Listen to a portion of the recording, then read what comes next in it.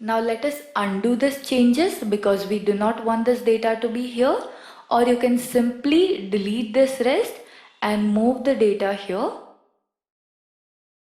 There is also something called as redo, which is opposite of undo. That means whatever action you have undone, that is data moved here, you can redo it.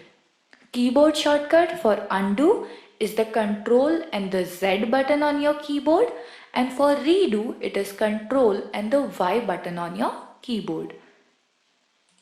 So let me simply move this cell here and delete the rest.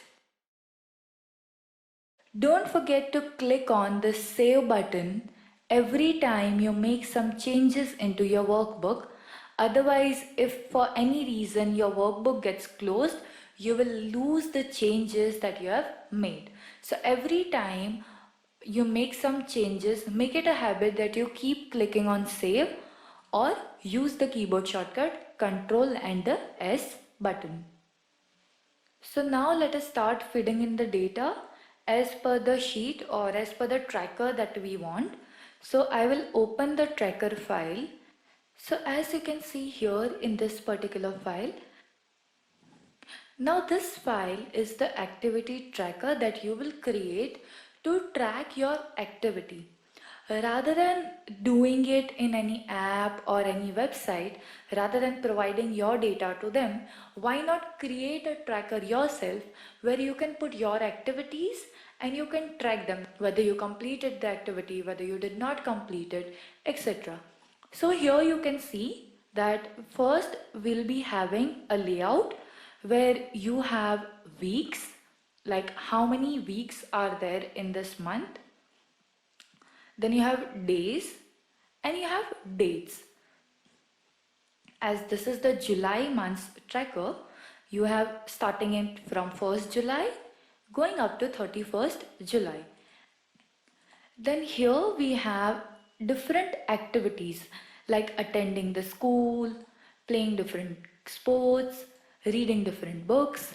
So for example, let's say on 11th July, did I attend the school? So we'll go to the legend and we'll see if the task is complete, we will type either Y or yes. So I will go back to 11 July and against attending school, I will type Y. The moment I type it, the color of the text and the background changes to green. Now next, let's say, did I attend school on 12th July? So let's say no, I did not. So I will type N and you will see the color changing to red for both text and the background.